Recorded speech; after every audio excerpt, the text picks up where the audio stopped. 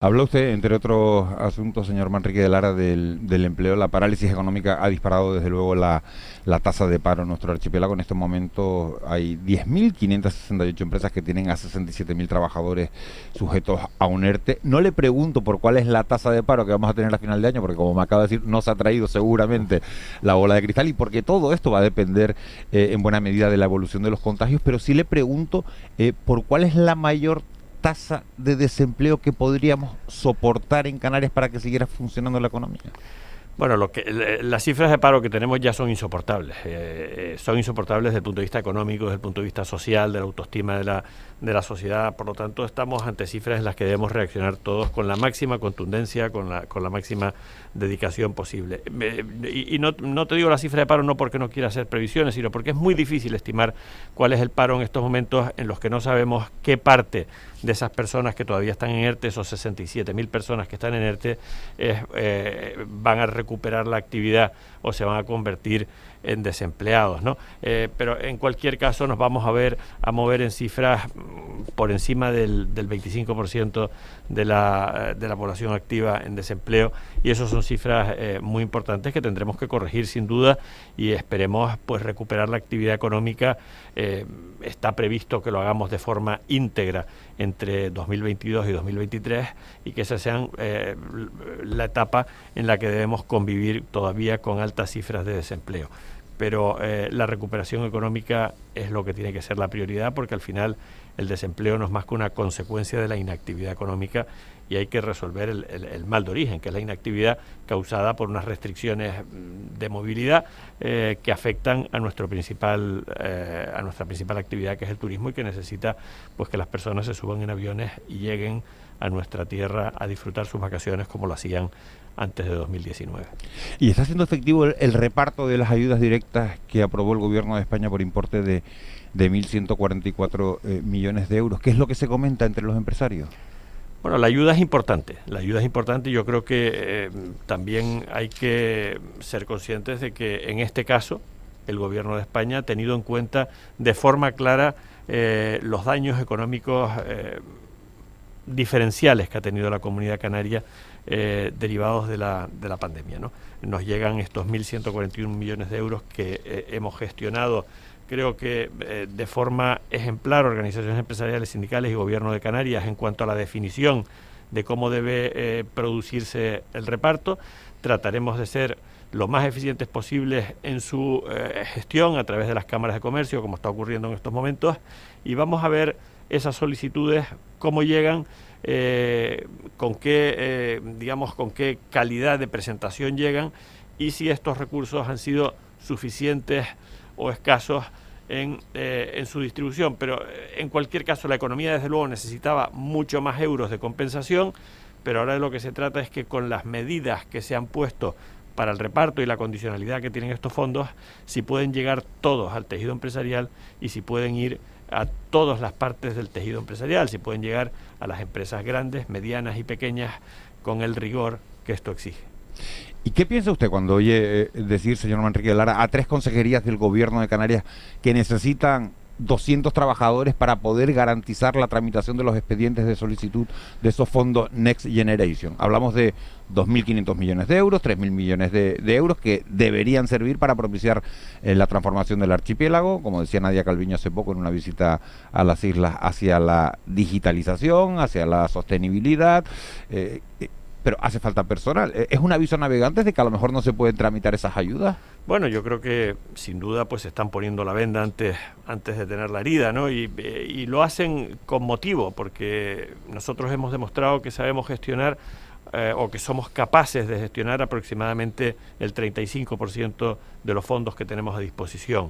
En estos momentos llegan muchísimos más fondos, por lo tanto la eficiencia de la administración pública pues lógicamente será menor con los recursos de los que disponen, porque además la administración pues no ha hecho sus deberes de simplificación administrativa, no ha hecho sus deberes de digitalización, y eso le supone pues dificultades adicionales. En este caso, nosotros, como hemos hecho desde el principio de la pandemia, estaremos junto a la administración pública para tratar de complementar esfuerzos, de poner a disposición recursos. Ya lo estamos haciendo en la preselección de proyectos, en la dinamización y búsqueda de proyectos que se puedan presentar a fondos, porque el interés fundamental es transformar la economía canaria a base de estos proyectos y que Canarias reciba el cupo que le correspondería a nivel nacional y que ese dinero efectivamente llegue a nuestra economía, porque lo necesitamos. Nuestra comunidad perdería una enorme oportunidad si no fuese capaz de recibir los fondos Next Generation que están destinados a transformar la economía para afrontar con eficiencia pues las próximas décadas. Vamos a ver cuál es la gestión que se llega. Y no solo nos preocupa el gobierno, sino también las corporaciones locales, que parece que también podrían encontrar una vía en las cámaras de comercio para gestionar estos fondos. Hace un instante nombraba yo a Nadia Calviño. Entre Nadia Calviño, ministra de Economía, María Jesús Montero, ministra de Hacienda, y Yolanda Díaz, ministra de Trabajo, ¿con quién se queda? Pues si me lo hubieses preguntado antes de la visita de Nadia Calviño a Canarias, reciente, te hubiese dicho que con claridad que Nadia Calviño. La visita nos defraudó a todos mucho, porque esperábamos bastante de esa visita, pero parece que ya no tuvo excesivo interés en nuestra comunidad autónoma, ¿no? Con Yolanda Díaz tenemos un especial vínculo y además nos entendemos muy bien con ella. Es una mujer empática y que busca el consenso, aunque tenemos una enorme distancia ideológica con ella sobre cómo afrontar las cosas, y yo creo que tendremos mayores diferencias de las que hemos tenido en el pasado cuando empecemos a hablar de la reforma laboral que exige Europa, ¿no? En lo que es la condicionalidad de los fondos europeos y la percepción de fondos europeos, pero es una ministra con la que sin duda la interlocución ha sido de muchísima calidad. En cuanto a la ministra de Hacienda, con las últimas actuaciones que ha tenido respecto a nuestros fueros, respecto a nuestro REF, pues yo creo que las diferencias en estos momentos con Canarias son muy grandes, porque la falta de respeto que ha tenido hacia nuestra comunidad ha sido muy grande. Por eso le iba a preguntar, señor Manrique de Lara, ¿qué va a pasar con las ayudas al sector audiovisual? ¿Cómo arreglamos que Canarias siga manteniendo ese diferencial fiscal del 80% con respecto a la península? Y sobre todo, lo más importante, la cuestión de fondo, que se respete el REF. Bueno, eso es básico. El respeto del REF, el respeto a la norma es básico. Nos lo exigen a nosotros y nosotros también como sociedad debemos exigirlo. Y además debemos exigirlo de forma contundente. Lo de la parte audiovisual es una estrategia de diversificación de nuestra economía, y por eso surgen esos incentivos económicos hacia Canarias, para que sea capaz de buscar esa diversificación económica que por todas partes nos piden. Pero parece que cuando conseguimos alcanzarla y se empieza a potenciar la diversificación a base de traer aquí grandes producciones, pues parece que a otras comunidades les molesta, y entonces intentan dañar ese diferencial para tratar de minar la competitividad que ha generado Canarias, consiguiendo diversificar la economía de esa manera, y ahí vemos cómo reducen ese 80% que tenemos consagrado en nuestro REF para conseguir una mayor competitividad otros territorios del Estado español, que desde luego tienen derecho a trabajar también el crecimiento económico en distintos sectores, pero lo que no pueden hacerlo es a costa del esfuerzo canario y minando los derechos que Canarias tiene adquiridos, y que además los ha conseguido en base a esas diferencias estructurales que tiene, que requieren de incentivos para que la actividad económica aquí sea posible. Buenos días, señor Manrique de Lara. Los sindicatos anuncian movilizaciones por dos cuestiones al menos. Una es la subida del salario mínimo interprofesional y la segunda la reforma laboral. ¿Qué esperan de ambas cuestiones? Bueno, pues yo espero que sigamos en un ambiente muy parecido al que hemos vivido desde el inicio de la pandemia, ¿no? Las relaciones entre organizaciones empresariales y sindicales, yo creo que han sido en España ejemplares. Han sido ejemplares durante la pandemia y la crisis económica derivada de ella, pero también lo fueron en la anterior crisis económica, en la que vivimos entre 2008 y 2013, de la que salimos gracias al diálogo social. Y eso fue reconocido por toda Europa, ¿no? Desde luego nos enfrentamos en el futuro a una etapa dura en la que vamos a tener que poner todos lo mejor de nuestra parte en beneficio de la sociedad en general, ¿no? Por eso debemos trabajar cada uno defendiendo los encargos constitucionales que tiene, ¿no? Y los sindicatos tienen el de ellos y las organizaciones empresariales tenemos el nuestro. Desde luego, en la subida del salario mínimo interprofesional en estos momentos, pues vamos a tener enormes diferencias y nos preocupa mucho la reforma laboral. La reforma laboral que nos encarga Europa y por la que condiciona los fondos europeos que vamos a recibir es una reforma laboral para aproximarnos a Europa y no es para deshacer el camino de aproximación que hemos trazado en los últimos años. Y por eso yo creo que ahí pues va a haber algunas expectativas que se han generado que no se van a poder cumplir y que pueden derivar sin duda en diferencias. Es que han tildado de marxista la propuesta del gobierno. Marxista. Bueno, es que lo es, ¿no? Entonces las cosas pues son lo que son y desde luego no es lo que Europa está pretendiendo, pero nosotros no vamos a seguir metiendo el dedo en esa llaga, vamos a tener que poner propuestas encima de la mesa, vamos a tener que trabajar y vamos a tener que convencer no solo a la parte sindical, sino también al gobierno, a la sociedad en general, de que lo que buscamos es una vía de aproximación a aquellos países más prósperos, en los que es más fácil generar empleo, en donde la actividad económica fluye y donde las recuperaciones se producen con más agilidad. Señor Manrique de Lara, reducir la tasa de temporalidad del empleo en España es una medida marxista, ¿no? Porque eso también lo reclama Europa. O sea, lo reclama Europa repetidamente, ¿no? Que la tasa de temporalidad en el empleo, incluido el empleo público en este país, es muy elevada. Mientras que los salarios son bajos, cosa que también reclama Europa, porque es que parece que los daneses pagan con manises, cosa que creo que no es así.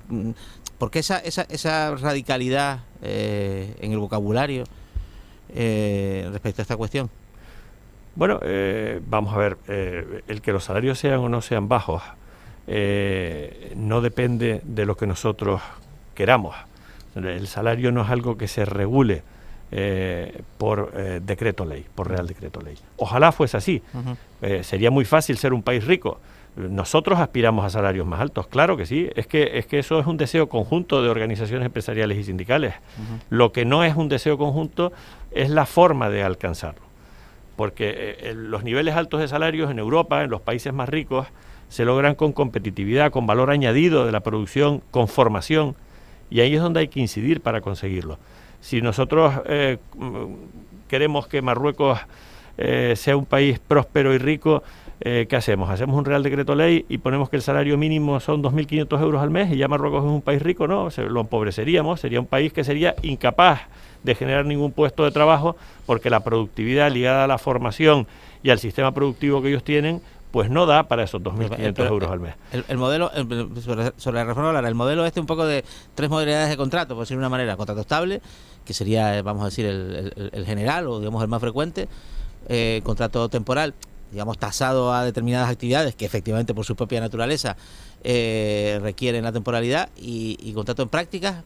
Bueno, parece un poco sobre todo una simplificación, ¿no? Porque el abanico ahora mismo es muy extenso y esto también lo complica todo. Bueno, vamos a ver si somos capaces entre todos de simplificarlo. Desde luego la temporalidad tampoco es otro de los deseos de la parte empresarial, ¿no? Nosotros tendemos a plantillas estables, para eso formamos las plantillas de las empresas y además con un alto coste para las empresas, por lo tanto lo último que deseas es la temporalidad.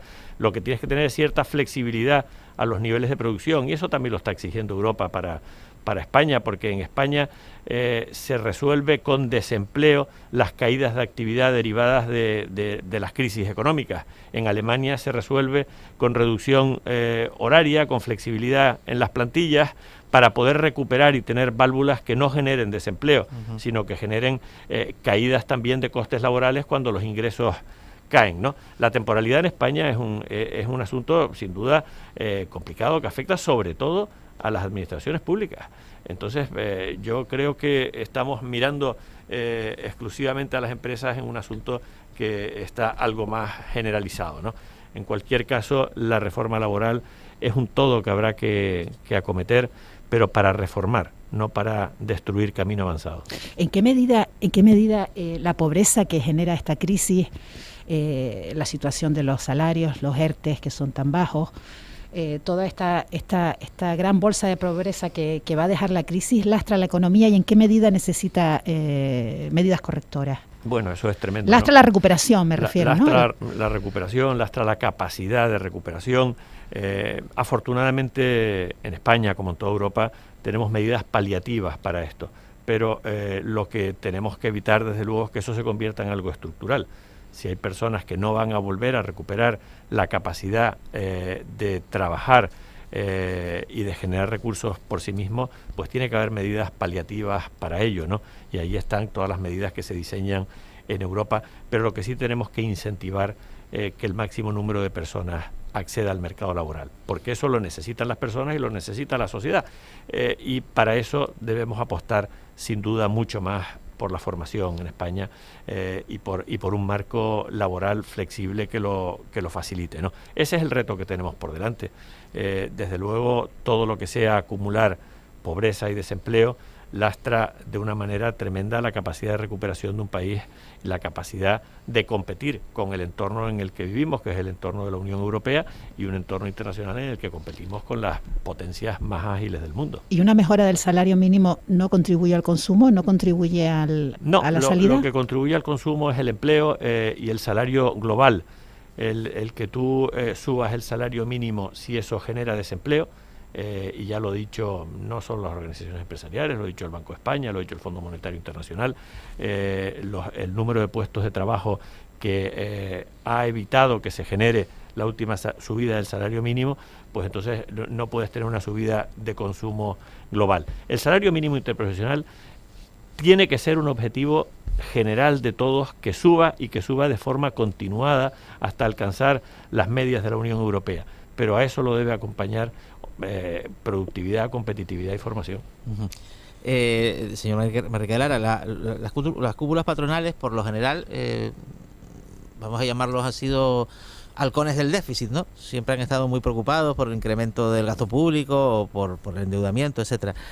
¿Van a tener una aproximación a este asunto distinta ahora que bueno, al final pues los recursos públicos y también el endeudamiento o las ayudas europeas bueno, han sido pues el flotador para esta crisis de la pandemia? Yo creo que nadie ha discutido que se ha atacado bien desde la Unión Europea la crisis económica derivada de la pandemia con recurso intenso al endeudamiento.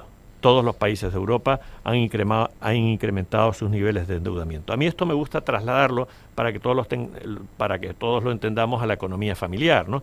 Entonces, cuando empieza la pandemia, si perdemos nuestro puesto de trabajo o vamos a una situación de ERTE y reducimos los ingresos, pero queremos mantener de forma más o menos estable el ritmo de vida que llevábamos, colegios, plataformas de audiovisuales, gastos en general que mantiene una familia, pues recurrimos al endeudamiento. No tengamos ninguna duda que ese endeudamiento nos generará menores posibilidades de desarrollo y de crecimiento en los años futuros. Y eso lo veremos en la economía. Es verdad que hemos conseguido paliar los duros efectos que hubiese producido esta crisis, con caídas, como decíamos antes, del 20% del PIB o de 40.000 millones de facturación empresarial, pero lo que hemos paliado y el recurso al endeudamiento se puede convertir en un serio riesgo de solvencia futura. Y eso pues es lo que tendremos que ahora trabajar con mucho cuidado, porque ahora vamos a tener que sentar los principios para la devolución del dinero que hemos anticipado. O sea que después de gastar habrá que recortar. Después de gastar habrá que ingresar más para tener la capacidad de devolver, porque si no le vamos a dejar un solar a nuestros hijos, ¿no? ¿Cómo hay impuestos? Pero es que no hay impuestos, si no sube la base, los impuestos sin duda tendrán que incrementarse la recaudación. Pero ¿cómo incrementas la recaudación? Pues incrementando las bases. Claro que vamos a tener subidas de la imposición en España y en el resto de Europa para devolver los recursos que hemos pedido prestados. Los hemos pedido prestados y nos han servido para pasar estos 2 años de una forma más cómoda, digamos. Pero eso habrá que devolverlo, y para devolverlo pues tendremos que hacer los deberes y estructurar, como hace cualquier director financiero de cualquier empresa o cualquier padre o madre de familia, para enfrentarse a la situación financiera a la que se ha visto abocado por necesidad y que tendrá que restituir en el futuro.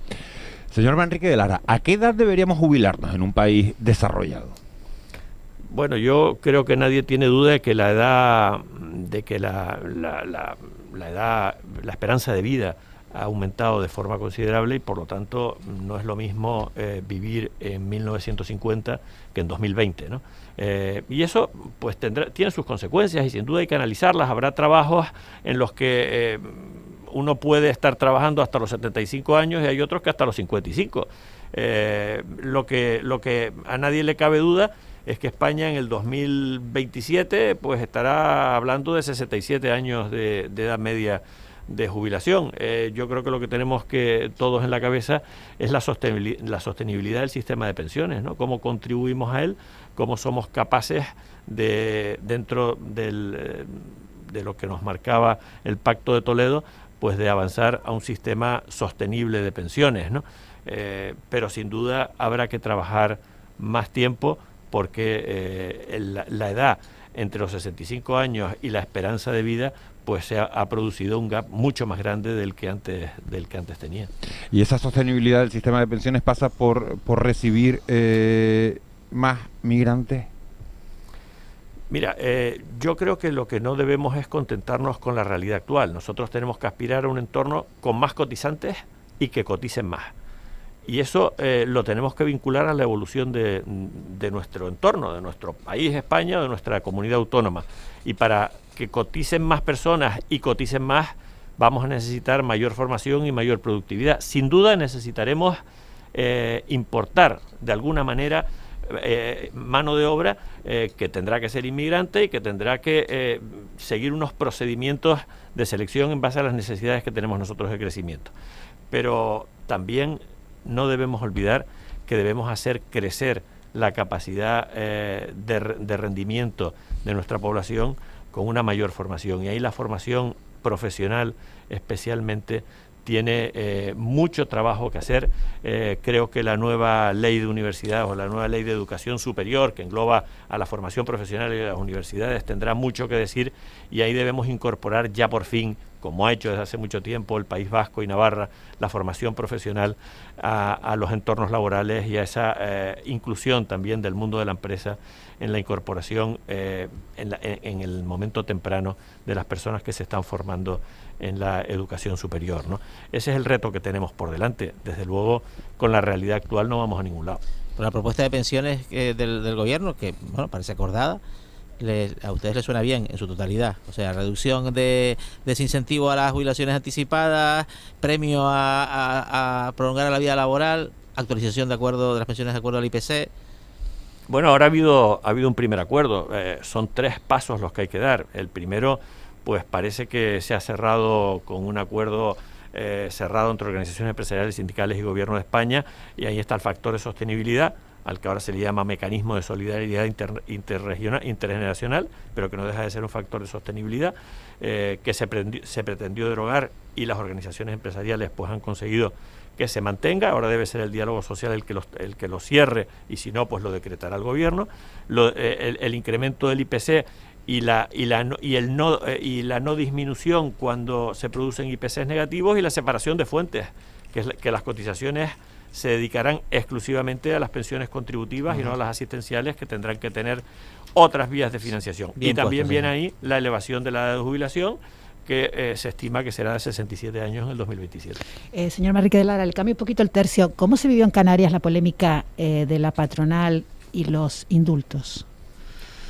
Bueno, pues nosotros la verdad es que hemos estado en todo momento desde Canarias apoyando al presidente de SOE, que desde luego ha cumplido un trabajo de interlocución y un fortalecimiento de la interlocución empresarial muy importante en beneficio del crecimiento económico, del desarrollo económico del país, ¿no? Se nos ha pretendido meter dentro de una polémica política, ¿no? En la que nosotros poco tenemos que intervenir. Nosotros estamos con la lealtad institucional, estamos desde luego con la Constitución, con lealtad a la monarquía parlamentaria, al rey de España, que todo hay que decir, pues se ha conseguido con este marco pues la mayor etapa de prosperidad y crecimiento y desarrollo económico en España, ¿no? Ahí es donde estamos nosotros.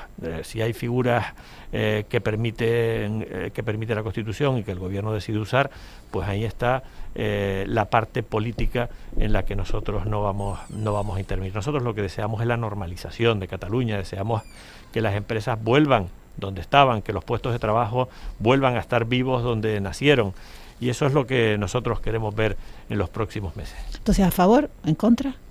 Nosotros estamos a favor de la legalidad, estamos a favor de la normalización y estamos a favor de la lealtad institucional con el respeto a todos los mecanismos que la ley prevea, y los que no nos gusten, pues modifiquemos la ley. Ya, ¿sabe lo que pasa con esto? Que es verdad que ustedes no se meten en política, pero los empresarios catalanes estaban a favor y los de Madrid en contra. Y bueno, pero muy político todo. Pero ¿y quién ha dicho que todos los empresarios tienen que pensar lo mismo, ¿no? O sea, hay empresarios de todo tipo de sentimientos políticos y de diferencias. Nosotros lo que nos une es el deseo de generar actividad y empleo. Lo demás, cada uno, por supuesto, tiene la libertad individual que desee. Señor Manrique de Lara, una última cuestión. Usted ha hablado siempre de la importancia de que el sector empresarial esté unido. ¿Lo está? Lo está afortunadamente, y lo ha demostrado. Y eso nos ha dado capacidad no solo de interlocución, sino también, yo creo, que de mejorar la percepción que tiene la sociedad del sector empresarial, y desde luego también de estar de una forma más efectiva al servicio de la sociedad en la que vivimos, ¿no? Creo que hemos demostrado a lo largo de estas dos últimas crisis, especialmente en esta última que ha sido muy dura, esa capacidad de ayudar al sector público en beneficio de la sociedad en general. Agustín Manrique de Lara, presidente de la Confederación Canaria de Empresarios, también presidente del Círculo de Empresarios de Gran Canaria. Muchísimas gracias por haber venido esta mañana de La Noche al Día, por haber estado en los estudios de Canarias Radio. Gracias. Buenos días a todos. Buen día, mucha suerte. 8:38, 8:39 ya. Nos vamos con unos consejos publicitarios y nos metemos en tiempo de tertulia, en tiempo de mentidero. De La Noche al Día, Canarias Radio.